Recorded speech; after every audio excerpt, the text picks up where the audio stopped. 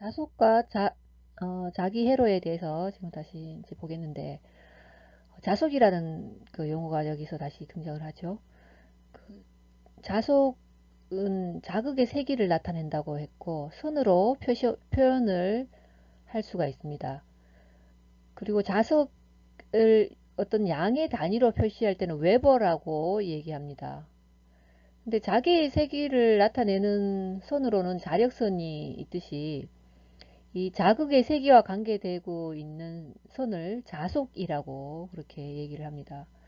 그 앞에서 같은 전류를 흐르게 해도 철심이 들어있는 전자석의 자력이 훨씬 강하다는 것을 알았습니다.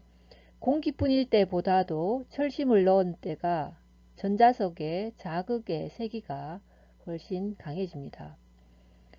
이 그림과 같은 어떤 그 공기 중에서 N극 에서 S극으로 돌아가는 거, 여기 N극이 있는데 이 N극에서 S극 이렇게 들어가고, 자석의 내부에서는 그 S극에서 N극으로 이렇게 돌아서 환상이 되어서 이렇게 나간다는 얘기죠.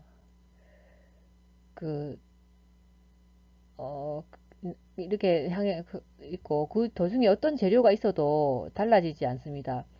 자석 밀도의 대소로 자극의 세기를 알 수 있듯이, 자력선과 자속의 관계는 자력선이 통과하는 물질이 자속을 통하는 비율, 그러니까 투자율로 결정이 되기 때문에, 같은 물질에서 같은 물질 속에서 일정한 비율 관계가 있어서 자력선이 증가하면 자속도 증가하게 됩니다. 그래서 전기 회로에서는 전선 어떤 피복한 절연 물질의 절연이 매우 좋기 때문에 누설 전류는 극히 적지만, 자기 회로는 공기 속에서도 자석이 잘 통하므로 자기적인 절연이 매우 어렵기 때문에 누설 자석이 많은 것이 그런 특징이 있습니다. 따라서 자기 회로를 취급할 때는 누설 자석에 대해서 주의할 필요가 있습니다. 그래서 자석과 여기도 N극이 이렇게 지금 들어가는 그 S극으로 들어가죠. 내부에서는 또다시 이렇게 돌고 있는 거죠. 이렇게 자석이.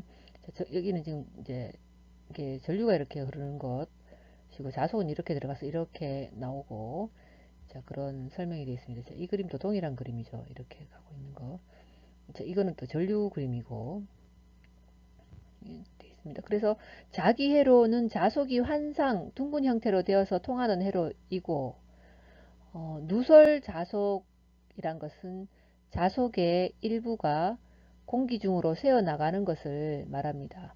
여기서 알아야 될 것은 역시 자석 양의 단위는 웨버다는 것이고, 자석이라는 것 뜻 자체가 자극의 세기를 나타낸다는 것, 선으로 표시가 가능하고, 이렇게 둥근 형태로 서로 연결이 되어 있다는 것을 기억할 필요가 있습니다. N에서 S로, 내부에서는 다시 그 N쪽으로 날아가는 그런 방향입니다. 이제 자기 회로와 전기 회로를 그러면 비교를 한번 해보면, 전자석의 세기는 전류와 권선수를 곱한 값에 비례한다. 전류가 더 높아도 그 전자석이 더 세지고, 권선수라는 것은 코일에 감은 횟수를 말하는 거죠. 권수라는 것은 그 코일이 많아도, 감은 횟수가 많아도 전자석의 세기는 더 높아진다는 얘기입니다. 그래서 자기 회로에서 발생하는 자속과 전류 및 코일 권수 사이의 관계식은 이렇다. 자속분의 전류 곱하기 권수. 자, 이걸 다른 말로 상수라는 말을 쓰는데, 여기서 상수를 자기 회로의 자기 저항이라고 합니다. 그렇게 일컫는다는 얘기죠. 자, 그럼 자속의 수라고 되어 있는데, 이 자속의 수는 파이로 보고, 그 다음에 코일의 권수는 N이고, 전류는 I, 자기 저항은 R이라고 할 때, 이 공식은 그 파이는 Rm분의 I 곱하기 N이 되겠습니다. 그래서 이게 자속이죠. 파이가. 기자력 이 I 곱하기 N 이렇게 표시한다는 얘기입니다. 전류 곱하기 권수가 기자력이라는 얘기. 여기 위에 올라가는 분자가 이 부분이 다른 말로 기자력이라고 한다는 얘기죠. 자, 그러면 그 RM은 자기 저항이라고 했습니다. 자기 저항 이렇게 되는 거. 이게 권선, 자, 이 식이랑 똑같은데 지금 요 두 개의 위치가 바뀌었죠. 두 개의 위치가 지금 바뀌었습니다. 이렇게 표현이 가능하고 기자력의 단위는 암페어 해수, 기호 AT로 사용한다. 기자력의 단위 이렇게 AT로 표기를 한다는 얘기입니다. 기자력이 뭐냐면 전류 곱하기 여기서 권수라고 얘기를 했죠. 자, 그래서 이제 요게 그 이제 기본 내용인데, 그래서 다시 이제 자기와 전개로를 살짝 비교를 해보면, 여기 조금 흐리긴 한데, 자기 회로는 자기력이 I 곱하기 N 해서 이게 기자력이라고 했었죠. 자기력이 기자력으로 지금 표시가 돼 있고, 자속은 웨버로 표시를 합니다. 자, 그러면 전기회로에서는 어떻게 이 자기력이라는 게 기전력이라는 것으로 표시가 된다는 얘기죠. E 또는 V라고 말하는 우리가 알고 있는 전압을 말하는 거죠. 그 전압에 대비되는 게 자기회로에서 자기력이라는 얘기입니다. 근데 이건 암페어 이게 A로 이렇게 표시되어 있죠. 자, 아까 AH 이렇게 표시를 했었는데 여기는 A로 되어 있고 자속은 웨버. 자, 이 자속은 웨버인데 전기회로에서 자속은 I 전류로 보는 거죠. I로. 자기회로에서 자기저항 RM은 이 분모에 와 있는 거는 전기저항 R이라고 보는 거죠. 그래서 파이는 RM분의 IN인데 전기회로에서는 I는 R분의 E라고 이렇게 표시를 합니다. 이렇게 대칭이 서로 이렇게 떼어서 비교를 해볼 수가 있다는 얘기고, 그림으로 밑에 살짝 보면 I가 이렇게 흘러가겠죠. 연결해 놓으면 이게 지금 자기회로입니다. 자기회로 이게 감은 횟수가 N1 몇 번 감겼냐라는 얘기고, 자기회로의 길이가 L이 될 겁니다. L이고, 그 다음에 이 파이가 여기 있죠. 자속이 여기 있습니다. 파이가 이 부분에 해당되는 것이고, 단면적 A. 그 다음에 RM이라는 저항은 역시 이 안에 있는 저항을 말하는 거겠죠. 그럼 RM분의 IN이니까 RM분의 IN이 될 것이고, 이 I가 여기 있으니까 IN이 되고, 다음에 전기회로에서는 E가 여기 있어서 I가 이렇게 흘러가면 R이죠. R이 있는 거. 비교를 해보면 이렇다라는 얘기죠. 같은 R의 표시, 자기저항, 전기저항 이렇게 R로 표시를 했습니다. 전류는 똑같이 전류가 될 것이고, 자기력은 기전력이라고 이렇게 얘기를 했습니다. 이렇게 대입돼서 볼 수 있다는 것을 알아두시고요. 이제 중요한 내용인데 자속 밀도, 자속 밀도라는 말이 나왔고, 그 다음에 자화력이라는 얘기, 투자율 앞에서 봤던 용어가 나왔긴 한데 이것이 각각 무엇인지를 이제 명확하게 조금 이해를 할 필요가 있겠습니다. 자속밀도, 자력, 투자율이죠. 자, 그럼 앞에서 얘기했던 자력선은 기자력이라고도 하는데 전류 곱하기 권선수가 기자력이 되겠습니다.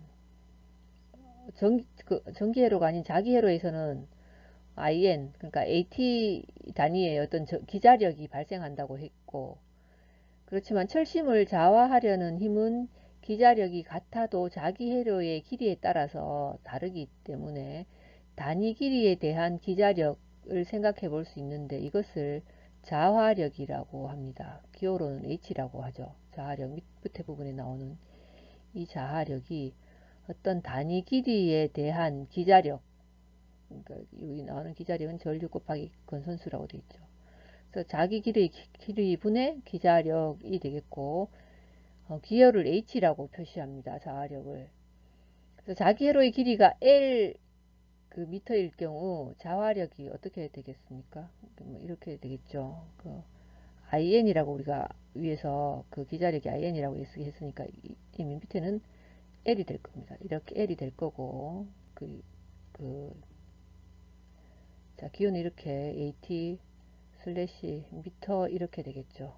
자, 이렇게 표시할 수 있는 게 이게 H는이죠. 자화력은 H는 H라는 얘기입니다. 자, 자화력이란 얘기예요.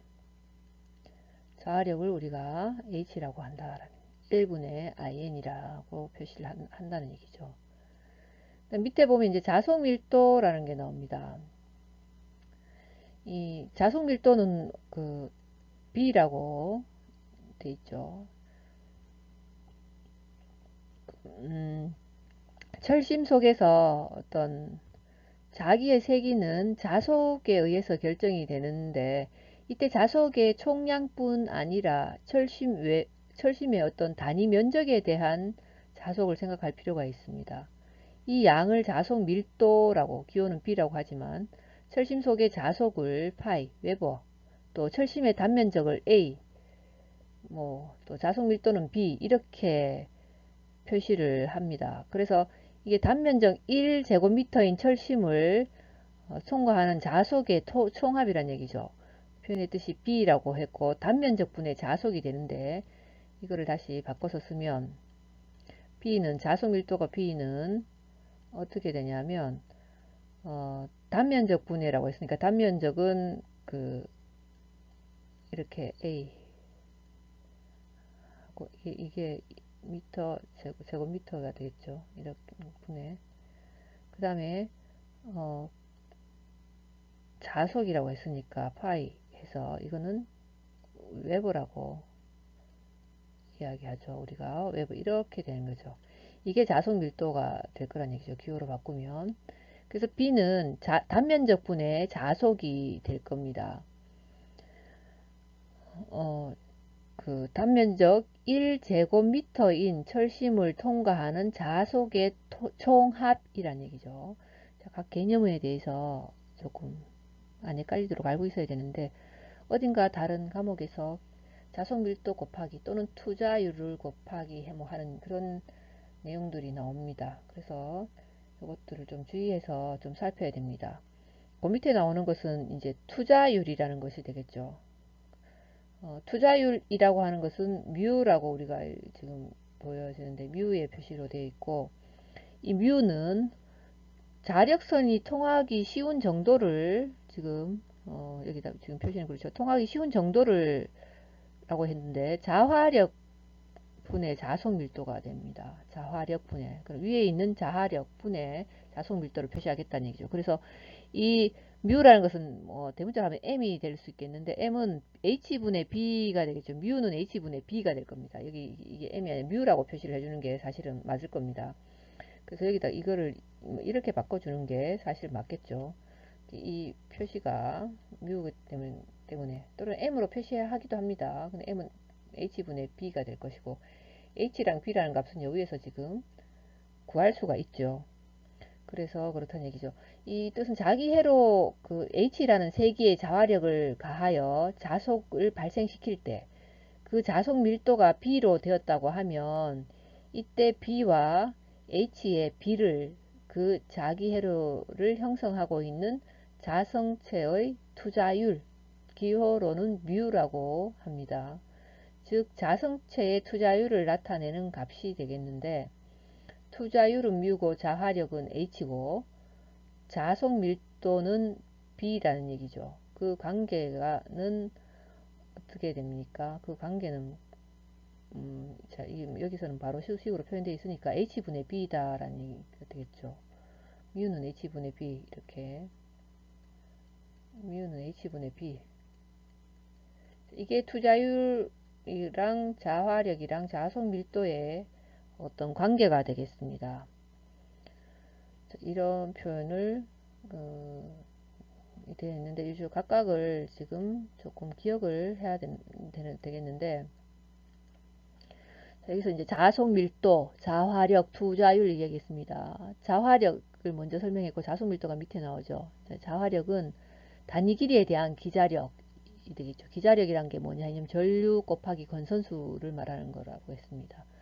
그래서 H는 자기 회로의 길이분의 기자력이고, 자속 밀도는 단면적 1제곱미터인 철심을 통과하는 자속의 총합해서 단면적분의 자속이고 B라고 표시한다는 얘기. 투자율은 뮤가 되겠는데 자력선이 통하기 쉬운 정도라고 했고, 자하력분의 자속 밀도 위에 있는 것들 포함되죠. h분의 b가 이 뮤가 되겠다라는 겁니다. 이거를 조금 기억하고 지나가시고, 그 다음에 이제 자하 곡선이라는 말이 나오죠. 자하 곡선과 BH 곡선은 똑같은 말입니다. 자하 곡선과 자기포화라는 용어가 등장합니다. 이 자하 곡선은 이제 그 자하 곡선을 그 BH 곡선이라고 해서 그냥 여기다 설명을 붙여 놓은 것이고, 자화 곡선이라고 하는 것은 철심에 코일을 감아서 이것에 전류를 흘려서 서서히 자하력을 증가시켜서 철심 속의 자석 밀도를 조사하여 얻은 그래프가 되겠다는 얘기지. 자계와 자석 밀도 관계 그래프라고 이제 보면 되겠습니다. 자계와 자석 밀도의 관계 그래프. 자, 그리고 이제 자기포화라는 말이 그 용어가 다시 나오는데, 자기포화라는 것은 이 자하 곡선이 어느 점을 넘으면 자화력이 증가해도 자속 밀도는 증가하지 않고 일정한 현상이다라는 얘기. 그래서 여기 그래프가 있는데 이게 지금 자화 곡선이죠. pH 곡선인데 이건 단순한 이제 이론적인 곡선입니다. 그래서 이론적인 곡선 이렇게 하다 보니까 여기에 가서 이 부분이 바로 포화 영역이라는 얘기죠. 포화 영역. 자, 뭐 이 부분이 되겠죠. 포화. 자, 그렇다는 얘기죠. 자, 여기 이제 자기 포화 쪽이 있는 것이고, 여기 자화 곡선이라는 것이죠. 전류를 흘렸을 때, 그 자계와 자속 밀도의 관계 그래프라고 해서, 자기 포화가 왜 일어나는지에 대해서는 어떤 앞에서 설명한 분자 자석서를 생각해 보면은 알 수가 있는데, 그 외부의 자력을 증가시키면 처음에는 내부의 분자 자석의 방향이 그다지 변화하지 않으니까 자속 밀도는 그러니까 완만하게 증가를 하게 되고, 또 자력 H가 강해지면 내부 분자 자석의 방향이 급히 방향을 정렬하게 되어 있습니다. 그래서 철 속의 자석 밀도는 급격히 증가를 하게 되죠. 그렇지만 그 자화력 H를 더 강하게 하면 분자 자석의 방향은 거의 같은 방향으로 정렬되어서 그때부터는 자석 밀도는 거의 증가하지 않고 자기 포화가 되게 됩니다. 그 지점이 이 점 정도가 된다라는 얘기입니다.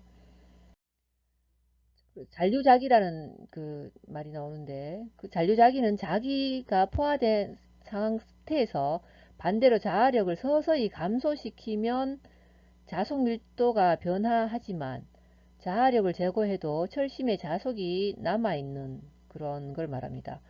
아까 봤던 그래프는 여기서 요거죠. 앞에서 봤던 이론적인 그래프 이렇게 되어야 되는데, 실제로는 이렇게 그 포화를 이루는 게 아니고 이렇게 돼서 완전히 여기가 제로가 되어야 되는데, 자석 그 밀도가 제로가 되어야 되는데 제로가 되지 않고 그 철심의 자석이 남아갖고 이 지점에 머무르게 된다는 얘기죠. 실제는.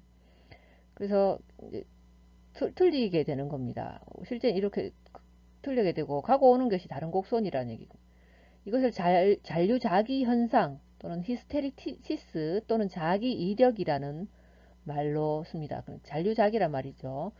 이걸 히스테리시스라고 하고 자기 이력이라는 말도 한다라는 얘기죠. 역시 여기도 용어죠. 이 용어들을 같은 용어라는 것을 여기 말이 나오죠. 자화 곡선은 BH 곡선이고 히스테리시스 곡선이라고도 하고 자기 이력 곡선이라고도 합니다. 이 옆에 거를 말하는 거죠. 아까 봤던 곡선이 이런 곡선이라면 이건 이상적인 거지만 실제로는 이렇게 된다는 얘기죠. 그래서 이거를 없애기 위해서는 다시 뒤로 자석 밀도를 다시 뒤로 보내는 겁니다. 뒤로 보내서 점점 뒤로 보내서 여기까지 이제 가게 되는 그런 모습을 보게 되는데, 요거를 이제 뒷부분에서 다시 이제 보게 될 건데, 실제 이런 모양이 지금 나오죠. 뒤로 갔다가 여기가 이제 보유 자기가 되는데, 원래는 여기 와야 되고, 또 요 부분이 잔류자기가 남아 있는 부분이죠. 지금 잔류자기 남아 있는 부분을 표시를 하면 옆에 다시 한번 표시했는데, 이 부분이 잔류자기가 남아 있을 거고 다시 되돌려 보내는 거죠. 이쪽 끝까지 돌아오면 다시 자화력 쪽으로 그 되돌려서 다시 보냅니다. 보내다 보니까 여기도 이렇게 0으로 가지 않고 어디까지 오냐면 여기 도달한다는 얘기죠.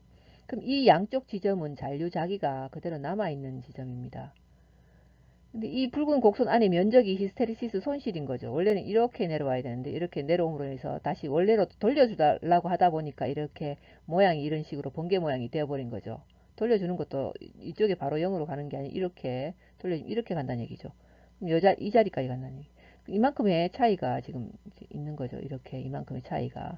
자, 이걸 보유자기라고 하는 보자력이라고 다른 말로 보자력, 양쪽 다 보자력이 되겠죠. 가로축이 이제 자개가 될 거고 세로축이 자속 밀도가 될 겁니다. 여기서 기울기라는 것은 투자율입니다. 앞에서 보았던 뮤가 여기 투자율에 해당하는 내용입니다. 뒤 순서를 잠시 이제 그림으로 해놨는데 볼 수가 있을 텐데 그 뭐 초기자와 곡선의 기울기는 그냥 투자율이 되겠지만 어떤 이것이 아까 말했듯이 자기장의 색이랑 어떤 자속 밀도의 관계를 나타내는 곡선이 되겠습니다. 강한 자성체의 어떤 자기적 성질을 나타내는데 강자성체죠. 그런 데 사용을 합니다. 보면 이제 원래는 이런 곡선이라 했는데 여기 0으로 와야 되는데 0이 안 오고 이렇게 온다 했죠. 그래서 잔류자기가 이만큼이라 남아 있는 거죠. 남아있어서 자기를 반대로 크게 해줘야 잔류자기가 0까지 갑니다. 잔류자기 이렇게 0 만들려고 하다 보니까 이렇게 뒤로 더 보내져서 이 모양이 이렇게 된다는 얘기죠. 자, 그리고 잔류자기가 0이 되었는데도 반대 방향 자기를 계속 가해주면 이제 이번엔 반대 방향으로 자속 밀도가 증가를 해버리죠.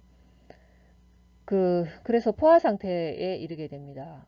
우리가 이제 포화 상태는 이 부분이랑 끝부분이랑 이쪽 끝부분이 될 텐데 또 포화 상태에 이르게 되는 데서 다시 반대 방향으로 늘려놨던 자개를 0으로 줄이기 위해서 자속 밀도도 이제 줄어드는데 역시나 잔류 자기가 또 다시 발생을 하게 되죠. 이렇게 여기 와서 처음 방향으로 자개를 다시 증가시키면 잔류 자기가 0까지 여기서도 줄어들죠. 요 위에 올라가면 이제 여기가 0이니까 0점이 됐죠.